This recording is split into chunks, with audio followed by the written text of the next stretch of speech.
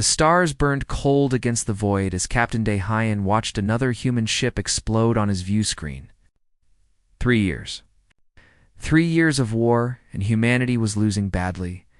The Valran Empire had crushed 17 colonies, killed millions, and showed no signs of stopping. Their ships moved like ghosts through space, their weapons turned metal into dust. And their queen ruled them with absolute power. Dahayan stood on the bridge of the Indomitable, its last functioning warship. His uniform was dirty, his face marked with exhaustion, and his crew looked ready to give up. They had been fighting for 72 hours straight, retreating from another failed defense of the outer colonies. Around them floated debris fields that used to be proud vessels of Earth's fleet. "Captain, incoming transmission from High Command," Lieutenant Yuna said from her station. Her voice was tired but steady. She had been with Dahayan since the war started, watching their friends die one by one. The screen flickered to life. Admiral Juwo appeared, his aged face grim.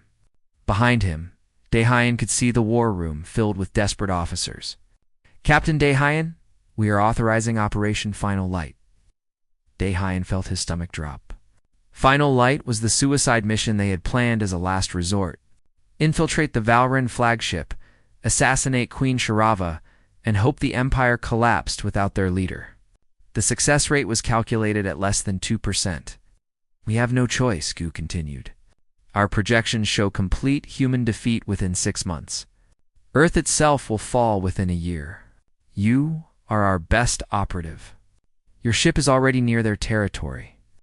This is humanity's last chance." Dahayan looked around his bridge.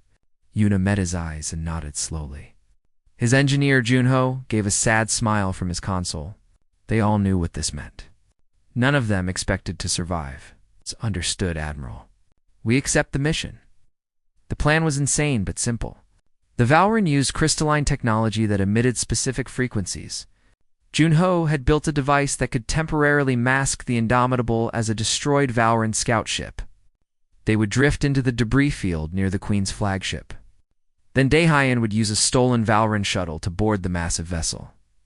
2 days later, Dahayan floated through the silent corridors of the Valran flagship. The ship was beautiful in a terrifying way. Walls of living crystal pulsed with inner light, creating patterns he couldn't understand. The air hummed with energy that made his teeth ache. He had killed 3 Valran guards already, watching them shatter into fragments of light when his experimental weapon hit them. Everything about the Valran was strange. They were tall, crystalline beings that looked almost human in shape, but were made of something like living glass. They communicated through pulses of light and sound beyond human hearing. Their scientists had studied captured humans and declared them genetically interesting but inferior. The throne room doors stood before him. Dahayan checked his weapon one last time. Inside those doors sat Queen Sharava, the being responsible for every human death in this war. His hands trembled slightly. He thought of his wife and daughter, killed when the Valran attacked New Sol Colony. He thought of his brother, vaporized defending Earth's moon. He pushed the doors open. The throne room was massive, bigger than any cathedral on Earth. The ceiling disappeared into crystalline formations that glowed like stars. And there, sitting on a throne of pure light, was Queen Sharava. She was enormous, nearly 3 meters tall. Her body formed from crystal that shifted between colors Dahayan had no names for. Her face was almost human, beautiful and terrible at once, with eyes that glowed like small suns. She wore what might have been a crown, but it seemed to be part of her head. Growing naturally from her crystalline form, Dahayan raised his weapon. "For humanity," he whispered. "Wait," Sharava said. Her voice was like music and thunder combined, but the words were perfect Korean. "Please, Captain Dahayan, wait." He froze. She knew his name. She spoke his language. "How?" "I know everything about you," Sharava said, and her form pulsed with what might have been sadness. "I know you lost your family at New Sol. I know you graduated top of your class at Earth Naval Academy. I know you love old paper books and real coffee. I have studied your species for 3 years, Captain. I needed to understand you. Understand us while you kill us?" Dahayan kept the weapon steady, but his finger hesitated on the trigger. Sharava stood. Her full height was overwhelming. but she made no move to call guards or defend herself. I need you to understand something before you pull that trigger. Something that will change everything you think you know about this war. Nothing you say will bring back my family. No, Shirava agreed, her light dimming. Nothing can do that. But I can tell you why they died. I can tell you the truth that my people have hidden, the truth that will determine whether your species survives the next decade. Against his better judgment, Daehyun lowered the weapon slightly. Speak quickly. Shirava's form rippled, and suddenly the room filled with holographic images. He saw Valran worlds, beautiful planets of crystal and light. Then he saw those same worlds beginning to crack and shatter. He saw Valran people breaking apart, their crystalline forms developing fractures that spread like disease. We are dying, Shirava said quietly. A genetic cascade failure that began 50 years ago. Our scientists calculate total species extinction within 100 years. We searched the galaxy desperately for any species with compatible genetic material. We found hundreds of worlds, thousands of species. None could help us. The images changed, showing human DNA sequences matched against Valran genetic patterns. Then we found Earth, found humans. Your genetic material is the only thing in the known galaxy that can stabilize our cascade. You are not our enemies, Captain Daehyun. You are our salvation. And we became monsters trying to save ourselves. Daehyun felt sick. So you decided to take what you needed by force. You decided our lives were worth less than yours? My people decided that, Shirava said, and her form flickered with obvious pain. The Luminous Council demanded immediate harvesting. They wanted to process your entire species for genetic material. I fought them. I proposed peaceful contact, trade, cooperation. They overruled me. They forced this war. You're their queen. You could have stopped it. I tried. Shirava's light dimmed until she looked almost gray. I executed 3 counselors who began unauthorized attacks. I delayed the war for 2 years while I tried to find another way. But in the end, my people's survival demanded action. So I led the war myself, hoping to at least control it, hoping to minimize casualties. Daehyun laughed bitterly. Millions dead is minimizing casualties? Billions would be dead if I let the Council have their way, Shirava said. Every single human processed for genetic extraction, your entire species reduced to biological material. I have fought my own people for 3 years to prevent that fate. The weapon felt heavy in Daehyun's hands. Why are you telling me this? Shirava walked toward him, her massive form moving with surprising grace. She stopped just outside weapon range. Because I have a proposal? One that can end this war today. One that can save both our species. I'm listening. Marry me. Daehyun stared at her, certain he had misheard. What? Marry me, Captain Daehyun. Become my royal consort. Our union will create a legal bond between our species under Valran law. It will give me the authority to establish peaceful genetic exchange programs. To make humans protected subjects of the Empire rather than targets. The Council cannot override a royal marriage bond. You're insane. I'm desperate, Shirava corrected. As desperate as you are, your high command sent you here to die in a desperate attempt to save humanity.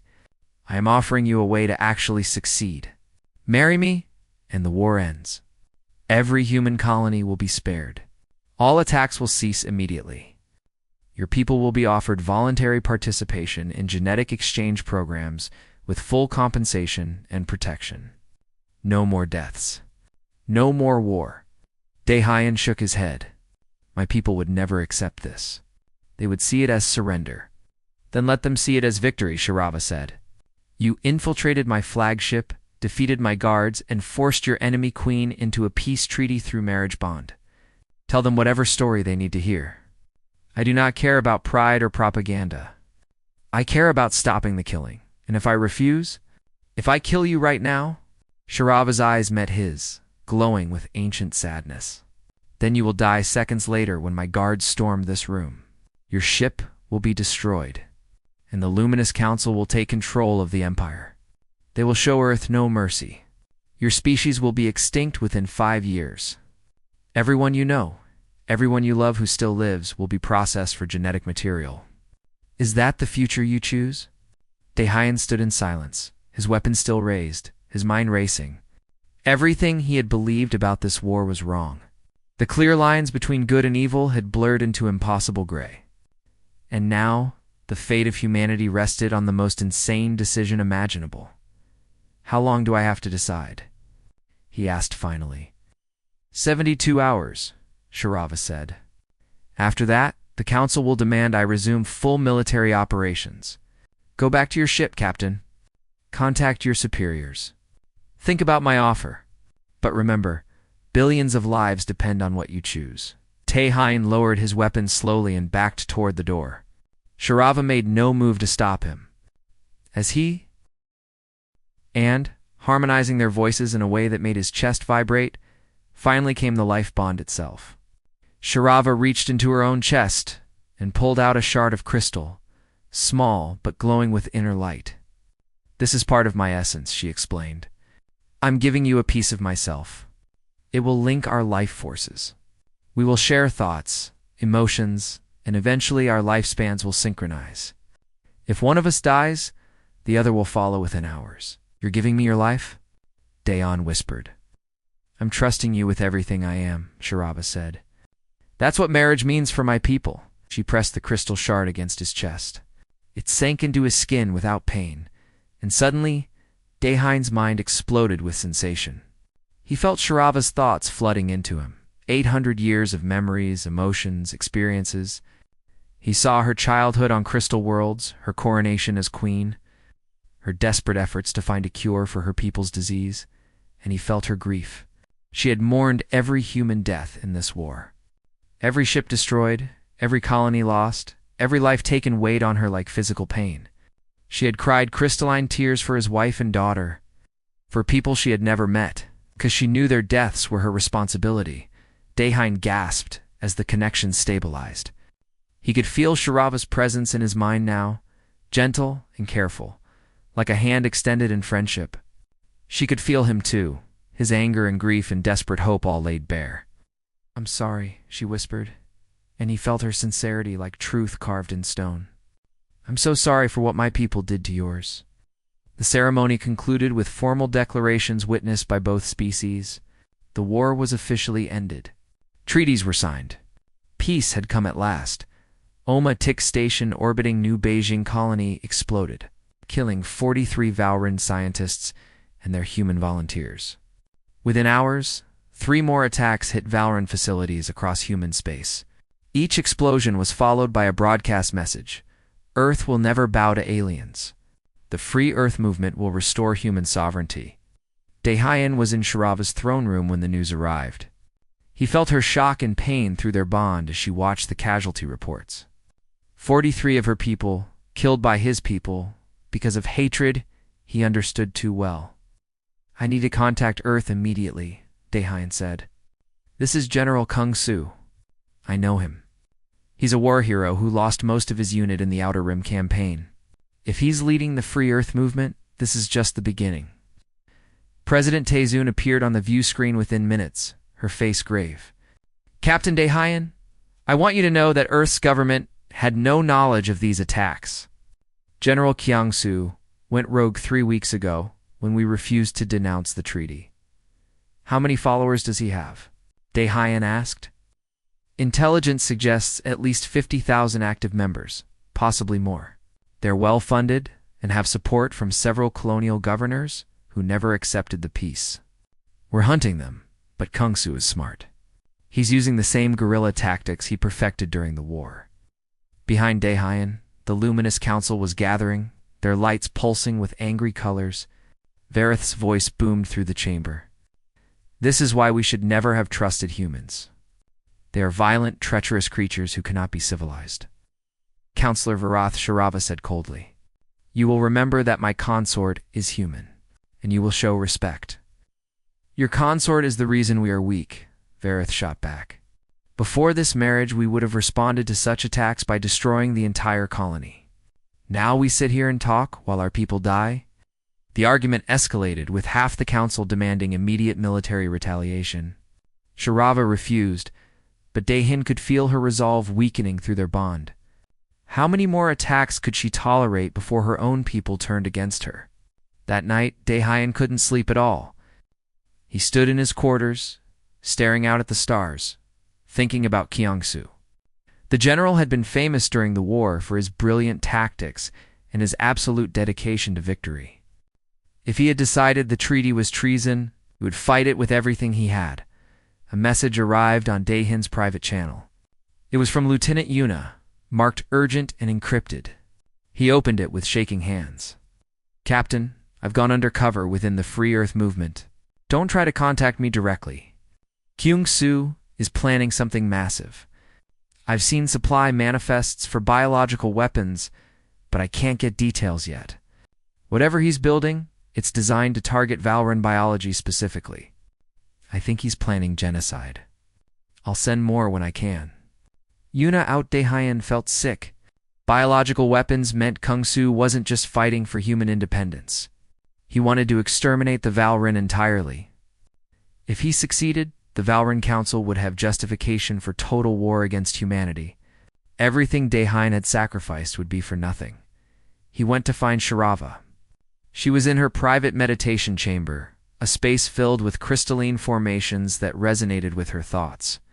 Through their bond, she felt him coming and opened the door before he could knock. "You have learned something terrible," she said. It wasn't a question. Their bond was strong enough now that she could sense his emotions clearly. Daehyun explained about Yuna's message. Sharava's light dimmed as she processed the information. A biological weapon against crystalline biology. Such a thing would be devastating. "My people have no immunity to targeted pathogens because we have never encountered them before. I need a Valran military fleet," Daehyun said. "I need ships, soldiers, and your authorization to stop Kyungsoo before he deploys this weapon." The silence stretched between them. Finally, Sharava spoke. "You are asking me to send you, a human, with Valran military forces to attack other humans. Do you understand what the Council will say? I understand that if we don't stop Kyungsoo, millions will die on both sides. The war will restart, and this time it will end in extermination. The Council already questions my judgment because I married you. If I give you command of Valran forces, they will accuse me of putting my husband above my people. Vareth might try to remove me from power." Through their bond, Daehyun felt Sharava's fear. Not fear of death, but fear of failure. She had spent 800 years protecting her people, and now she had to choose between her duty to them and her commitment to peace. "I'm not asking you to choose me over your people," Daehyun said gently. "I'm asking you to trust me to save both our species. Kyungsoo is my problem. Let me handle him." Sharava studied him for a long moment, her glowing eyes searching his face. Then she reached out and touched his cheek with crystalline fingers that somehow felt warm. "Very well, but I'm coming with you. If we're going to face your people together, then we face them as equals." The council meeting the next morning was brutal. When Sharava announced her plan to personally lead a fleet to stop the Free Earth movement, Vareth exploded with rage. "You would abandon your throne to protect terrorists?" he demanded. "You would risk the Queen's life for humans who want us dead?" "I would prevent genocide," Sharava corrected. "On both sides. This weapon threatens my people, yes. But if it's deployed, our response would threaten all humanity. I will not allow either outcome. Then send the fleet without you," another counselor suggested. "Send your human consort if you must, but keep the Queen safe." "My consort is going into danger," Sharava said firmly. "I will not send him alone. We are bonded. His survival is my survival. If you want me to live, then you want him to live. Or have you forgotten that our life bond means his death would kill me as well?" That silenced most of the council. They had forgotten or ignored that crucial detail. If Daehyun died, Sharava died. Protecting him was protecting their queen. Vareth wasn't done. "This entire situation proves my point. The human consort makes you weak. You should never have bonded with him. Better to end this failed experiment now, before it destroys us all." Sharava's light blazed so bright that several counselors had to shield their eyes. "High Counselor Vareth, you forget yourself. I am your queen, bonded or not. My decisions are law. The fleet will deploy in 3 hours. This discussion is over. She swept from the chamber with Daehyun following. Once they were alone, he felt her fear through their bond again. Vareth is dangerous, she said quietly. He has supporters in the military and among the old nobility. If this mission fails, he will use it as proof that I'm unfit to rule. Then we make sure it doesn't fail, Daehyun said. The fleet consisted of 12 Valran warships and 300 soldiers. All of them knew they were following a human consort into battle against humans. The tension was thick enough to cut. Daehyun addressed them before departure, speaking through a translation device that converted his words to light frequencies. I know most of you don't trust me. I know you see me as the enemy who somehow tricked your queen into marriage. But right now, we face an enemy who wants to destroy both our peoples. General Kingsu doesn't care about peace or coexistence. He wants extermination. If we don't stop him, the war begins again, and this time, nobody wins. Help me save your people. Help me save mine. The soldiers' responses were mixed. Some glowed with W. Het might have been respect. Others remained dark with suspicion. But they followed orders. Lieutenant Yuna's next message arrived as they approached human space. She had discovered the location of Kungsu's base, Threshold Station, humanity's largest military installation. He had taken it over with loyal troops and was holding it against Earth's government forces. He's planning to deploy the weapon in 48 hours, Yuna's message said, targeting the Valran homeworld. He's got enough firepower to deliver it past any defenses. You need to stop him now, Captain, and be careful. He knows you're coming. He's been monitoring Valran fleet movements. This is going to be a fight. Daehyun stared at the tactical display showing Threshold Station. It was designed to withstand Valran attacks during the war. Now it would be used to launch an attack against the Valran homeworld. The irony was bitter. We can destroy the station from orbit, suggested Commander Huna, Shirava's military chief. Minimize casualties on both sides. No, Daehyun said. Thousands of humans are on that station, including prisoners and civilians. We do this surgically. Boarding teams, targeted strikes, capture Kyungsu alive if possible. Through their bond, he felt Shirava's approval. She had been afraid he would choose revenge over mercy. Instead, he was trying to save everyone, even people who wanted him dead. Then we go in together, Shirava said. You, me, and our best teams. We end this personally. As the fleet approached Threshold Station, alarms began blaring. Kyungsu's forces were ready for them. The battle was about to begin, and Daehyun knew that the outcome would determine whether peace survived or whether both species plunged. Back into war, he checked his weapons and looked at Shirava. Through their bond, they shared a moment of understanding. They had chosen each other, chosen peace, chosen hope. Now they had to prove it was worth choosing. Threshold Station hung in space like a metal fortress, its weapon systems tracking the approaching Valran fleet. Daehyun stood in the assault shuttle next to Shirava, surrounded by Valran soldiers whose crystalline bodies glowed with battle readiness. His earpiece crackled with communications from both human and Valran forces. General Kyungsu is broadcasting. Lieutenant Yuna's voice came through. He's challenging you to single combat, Captain. Says if you're really fighting for humanity, you'll face him as a warrior, not hide behind alien ships. Daehyun felt Shirava's concern pulse through their bond. It's a trap, she said. He wants to kill you in front of both species. Prove that the marriage alliance makes humans weak. Maybe Daehyun agreed. But if I refuse, every human in the galaxy will think I'm a coward. Kungsu wins either way, unless I accept. The broadcast signal opened on all channels. Kungsu's face appeared on every screen. A man in his 50s with gray hair and hard eyes that had seen too much war. Behind him stood hundreds of soldiers in Free Earth Movement uniforms. Captain Daehyun, Kyungsu's voice boomed.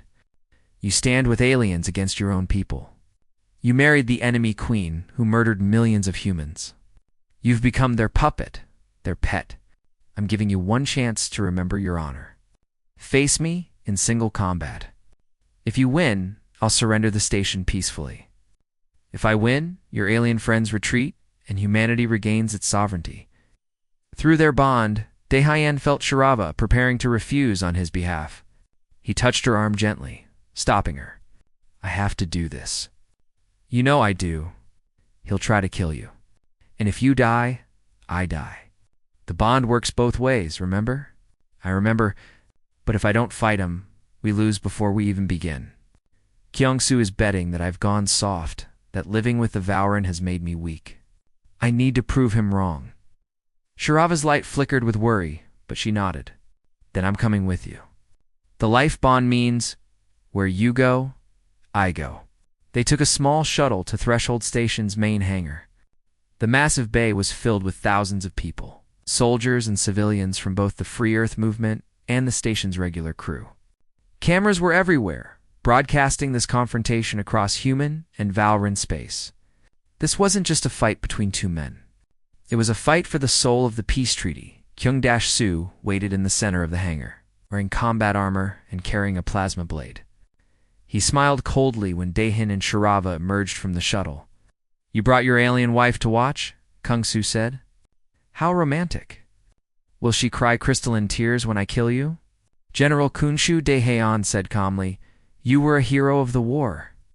You saved thousands of lives with your tactics. Why are you doing this? Why throw away everything you fought for? Kyung-soo's smile vanished. Because you and that creature you married took everything from me. Not during the war, after, during your precious peace. He gestured, and soldiers brought forward a medical pod. Inside lay a young woman, barely 20 years old, her body caught between human and crystalline states. Parts of her skin had turned to crystal, but the transformation was incomplete, leaving her in constant agony. Medical monitors showed brain activity, but no consciousness. My daughter, Kyung-soo said, his voice breaking. Sorashi was one of the first humans to volunteer for the genetic exchange program. She believed in your peace, Captain. She believed cooperating with the Valorant would save both species. Look what it did to her. Daehayan felt sick. Through his bond with Shirava, he felt her shock and horror. What happened to her? He asked. The Valorant happened, Kyung-soo spat. Their procedures, their experiments. They turned my daughter into this thing, neither human nor alien, trapped forever in between. Your wife promised the exchange programs would be safe. She lied. Shirava stepped forward, her light pulsing with genuine distress.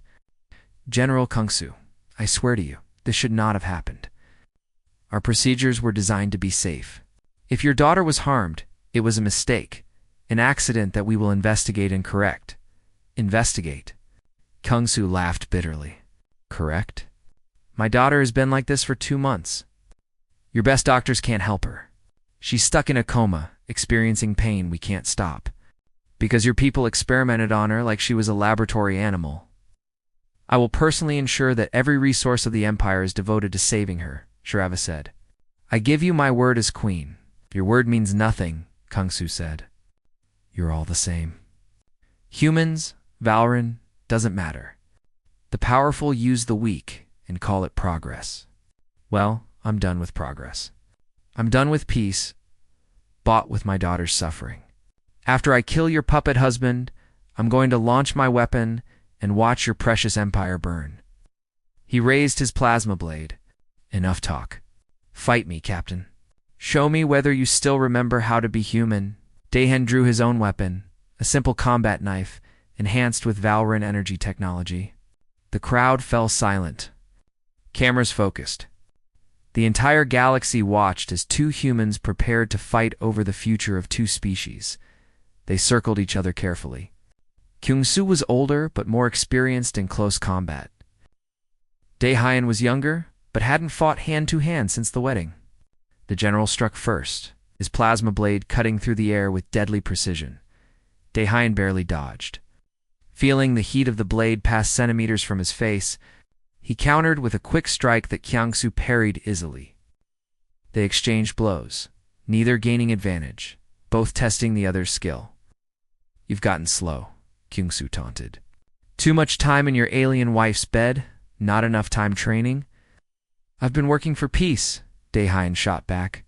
While you've been plotting genocide? Genocide? Kung Su laughed. I'm preventing it. The Valren are dying anyway. Better to end them quickly than let them drag humanity down with them. Their blades clashed again. Daehyun felt Shirava's fear through their bond mixing with his own adrenaline. He couldn't lose this fight. Too much depended on winning, but Kyung-soo was better. His combat experience showed in every move. He began to dominate, forcing Daehyun backward, landing glancing blows that drew blood. The crowd murmured. Some cheered for Kun-soo. Others watched in silence. Your alien queen can feel your pain, can't she? Kung-soo said, pressing his advantage. The life bond means she suffers when you suffer. Good. I want her to feel every cut. I want her to understand what my daughter feels every second of every day. He slashed across Daehyun's arm, drawing a line of blood. Through the bond, Daehyun felt Shirava cry out in sympathetic pain. Kung-soo smiled viciously. Yes, suffer together, just like my Sora suffers alone. That's when Lieutenant Yuna pushed through the crowd carrying a datapad. General Kung-soo, stop. I have evidence. About Sora's condition, Kung-soo hesitated, his blade still raised. What evidence? I've been investigating the genetic exchange program for weeks, Yuna said, her voice steady, despite the weapons pointed at her. You're right that Sora's procedure failed. But it wasn't Valren negligence. It was sabotage. She activated the datapad, projecting holographic files into the air. Medical records, communication logs, video footage. High Counselor Vareth deliberately sabotaged multiple early exchange procedures. He wanted them to fail, wanted humans to suffer, so he could prove to Queen Shirava that cooperation was impossible. The images showed Vareth's communications with Valren scientists, ordering them to modify procedures in ways guaranteed to cause harm. They showed his satisfaction when the first cases resulted in comas and transformations like Sora's. He wanted to force the Queen to resume the war, Yuna continued. He's been working against peace from the beginning. Your daughter wasn't a victim of Valren's science, General. She was a victim of one Valren's treachery. Daehyun felt Shirava's rage explode through their bond. Her light blazed so bright it lit the entire hangar. Vareth, she whispered, her voice carrying through the sudden silence. He betrayed everything. He betrayed peace. He betrayed me. Kung-soo stood frozen, staring at the evidence. This is real? He asked quietly. I've verified every file, Yuna said. Vareth is the reason Sora is suffering, not the Queen, not the exchange program. One traitor trying to restart the war? The plasma blade fell from Kyung-soo's hand, clattering on the metal floor. He walked to his daughter's pod and placed his hand on the glass, tears streaming down his face. All this time, I blamed them. I blamed her. But it was one of their own people, trying to destroy peace. Shirava approached slowly. General Kyung-soo, I swear on my 800 years of life, Vareth will face justice. And I swear we will save your daughter. Captain Daehyun and I have a bond that lets us share consciousness. If you permit it, we will enter Sora's mind and try to repair what Varatha damaged. Kung-soo looked at her, this alien queen he had hated so deeply. Can you really save her? I don't know, Shirava admitted, but I will give everything I am to try. She suffered because of my failure to detect Vareth's treachery. That makes her pain my responsibility. Daehyun joined them by the pod. Through the glass, he could see Sara's face, twisted in silent agony. Our bond is strong enough to do this, he said to Shirava. Together, we can reach her. Then let's save her, Shirava said, and prove that human and Valren working together can heal what working apart has broken. Chung-soo nodded slowly. If you save my daughter, I'll stand down. I'll surrender the station, dismantle the weapon, everything. Just bring her back. Shirava and Daehyun placed their hands on the pod. Through their life bond, they created a bridge of consciousness, extending it into Sora's trapped mind. What they found there was horrific. A young woman caught between two forms of existence. Her neural pathways scrambled by Vareth's sabotage. Together they worked for hours. Shirava provided the knowledge of Valren biology. Daehyun provided understanding of human neurology. Their combined consciousness became a healing force, carefully rewiring damaged pathways. Stabilizing the chaotic transformation, the crowd watched in silence as both Shirava and Dehan glowed with shared light, their bond visible to everyone. It was the first time most humans had seen what the life bond really meant. Two beings becoming one, sharing everything, working in perfect harmony. Finally, after 6 hours, Sora's eyes opened. She gasped, drawing breath, her body stabilizing into a beautiful hybrid of human and crystal. She was transformed but conscious, alive and aware. Kungsu collapsed beside the pod, sobbing with relief. His daughter reached out and touched his hand through the glass. "Dad," she whispered. "What happened?" "You're safe now," Kungsu said. "You're going to be okay." Dehan transmitted Yuna's evidence to every broadcast channel, exposing Varith's conspiracy to both species. The response was immediate and overwhelming. On the Valrin flagship, the Luminous Council moved to arrest Varith. On Earth, public opinion shifted dramatically as people saw the truth. Kyung-Su kept his word. He surrendered Threshold Station, dismantled his biological weapon, and publicly apologized for his actions. More importantly, he became an advocate for the peace. His daughter Sora standing beside him as living proof that humans and Valrin could unite. But Dehan knew the real work was just beginning. Varith's conspiracy had exposed the deep divisions that still existed. Peace was fragile, held together by trust that could shatter at any moment. Still, as he looked at Sora smiling at her father, as he felt Shirava's pride and hope through their bond, Dehan allowed himself to believe. Maybe peace was possible after all. 1 year had passed since the wedding, and the galaxy looked different. Dehan stood in the Grand Assembly Hall, a massive structure built jointly by humans and Valrin on a neutral world. The building itself was a masterpiece of cooperation. Human engineering married to Valrin crystalline beauty. Creating something neither species could have built alone, today marked the first joint session of the United Human Assembly and the Valrin Eternal Court. Representatives from both species filled the hall. A sea of human faces and glowing crystalline forms. At the center stood Dehan and Shirava, their bond visible to everyone as a faint shimmer of shared light between them. Beside them stood Sora, now fully recovered and serving as the primary ambassador for human valor and integration. President Taesoon called the session to order. "We gather today to formalize the Accord of Two Stars, a framework for peaceful coexistence between humanity and the Valrin Empire. Captain Dehan is the architect of this accord. Please present your proposal." Dehan stepped forward, his voice steady despite the weight of billions watching across both empires. 1 year ago, I made an impossible choice. I married Queen Shirava to end a war that was destroying both our peoples. Many called me a traitor. Many still do. But this past year has shown me something important. Peace is not about one side winning. It's about both sides choosing to build something better together. He activated a holographic display showing the progress of the past year. Thousands of humans had entered the genetic exchange program voluntarily. Valrin medical teams had perfected safe procedures. With Sora's case leading to improved protocols that prevented transformation failures, the genetic cascade threatening Valrin extinction had been stabilized in 40% of their population. But progress has come with challenges, Dehan continued. Not everyone accepts peace. On Earth, the Human Sovereignty Coalition, led by Admiral Jiwoo, argues that cooperation makes us dependent on Valrin technology. They want complete independence, even if it means turning away from beneficial exchange. Admiral Jiwoo stood in the human section, his face stern. Captain Dehan is correct.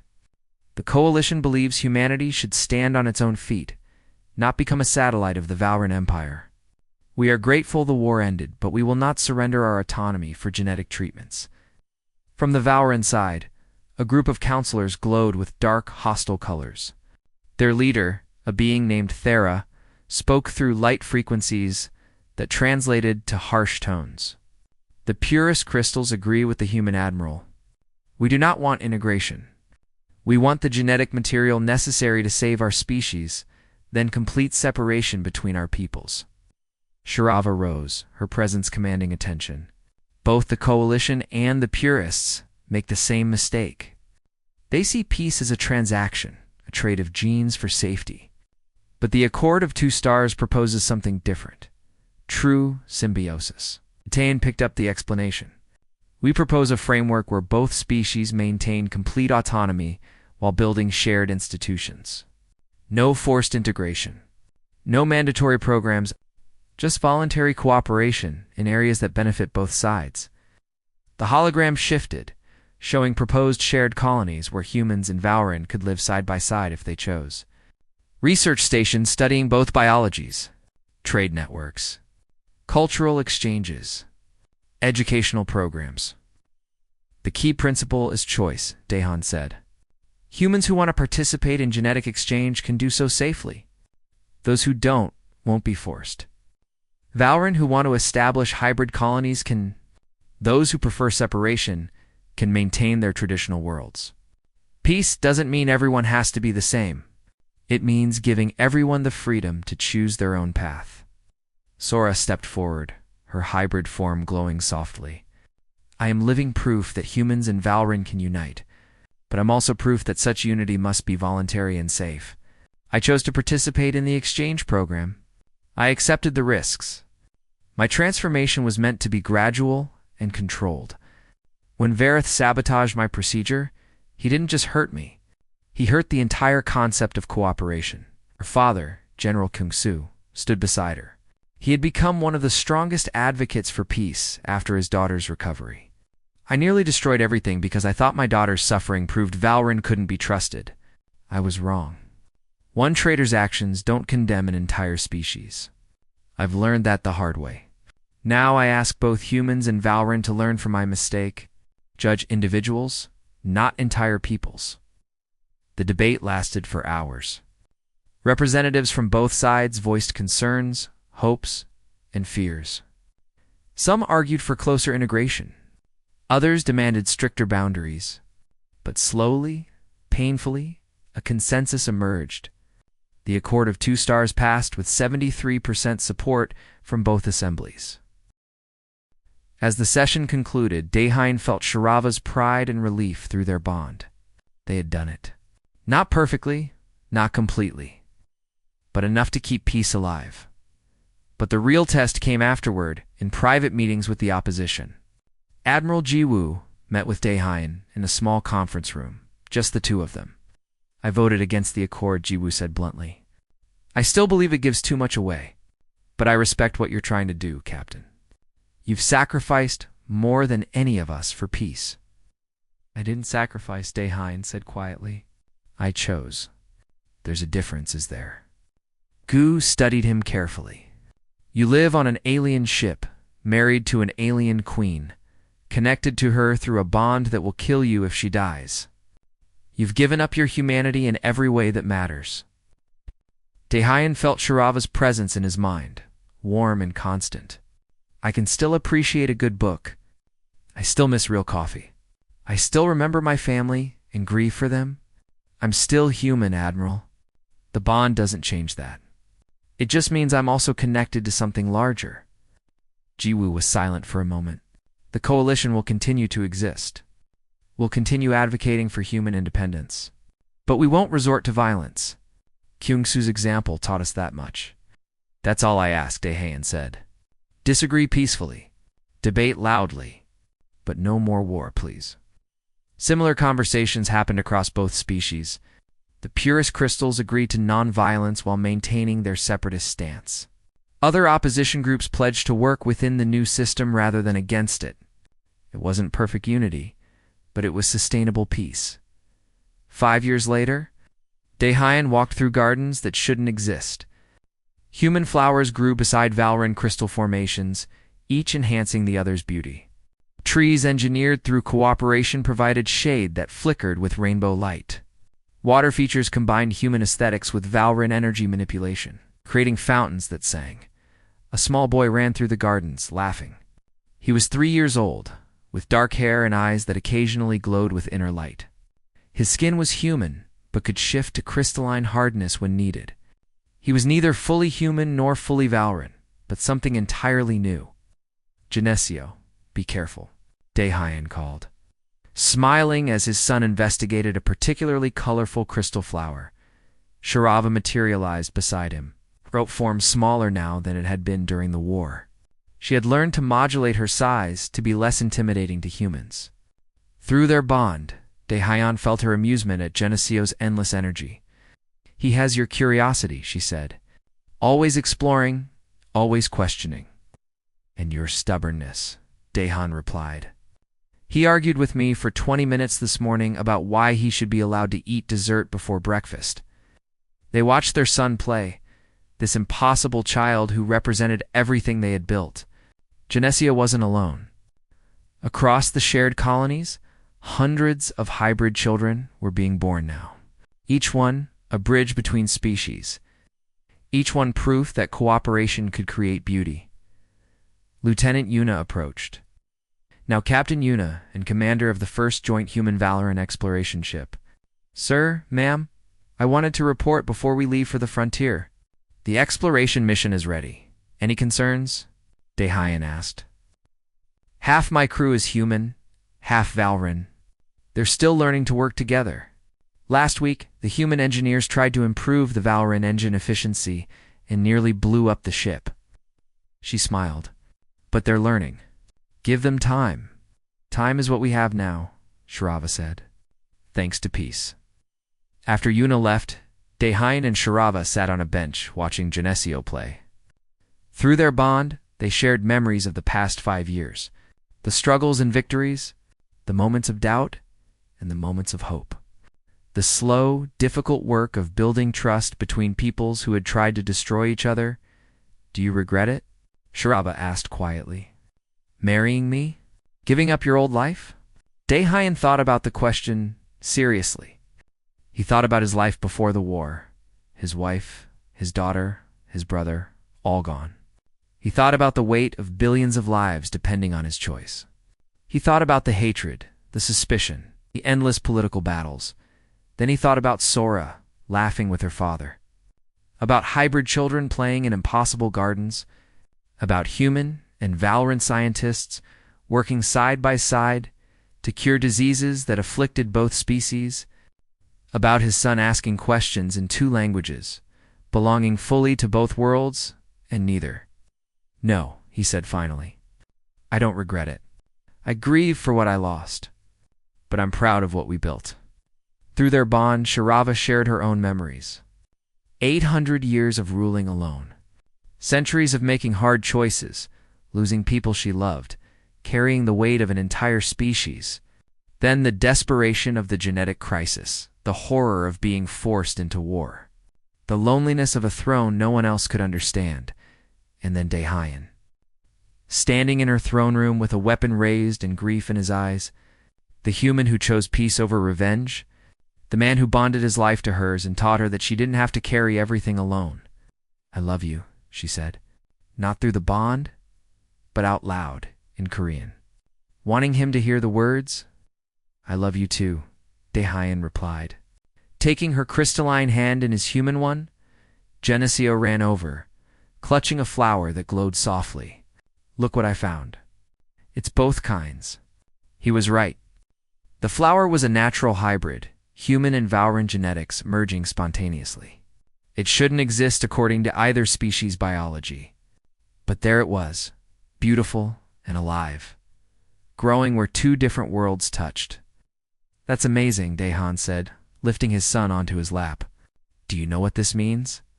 That pretty things happen when different people work together, Genesio asked. Sharava laughed, the sound like crystal chimes. Exactly right, little one. When different people work together, beautiful things grow. As the sun set over the hybrid colony, casting strange shadows from both human and Valorant architecture, Daehyun thought about the future. There would still be challenges. Admiral Jiwoo's coalition would keep pushing for independence. The purest crystals would keep resisting integration. New problems would emerge as the 2 species navigated uncharted territory, but they would face those problems together. Not as enemies forced into alliance, but as partners who had chosen cooperation. The war was truly over, not because one side won, because both sides decided building was better than destroying. Jun-Seo fell asleep in Daehyun's arms. The hybrid flower still clutched in his small hand. Through the life bond, Daehyun felt Shirava's contentment mixing with his own. They sat in comfortable silence. Two beings from different worlds who had found something neither expected, love, family, and hope for a future neither could have imagined. The stars began to appear overhead, those same stars that had witnessed so much war. Now they watched over peace, fragile and new, but growing stronger every day. Daehyun had made an impossible choice 1 year ago, standing in a throne room with a weapon in his hand. He had chosen to marry his enemy, to trust in peace when war seemed certain, to believe that two different species could find common ground. Looking at his sleeping son, at his alien wife who had become his partner in every way, at the hybrid gardens that surrounded them, Daehyun knew he had chosen correctly. He hadn't just ended a war. He had started a future, and that future was beautiful.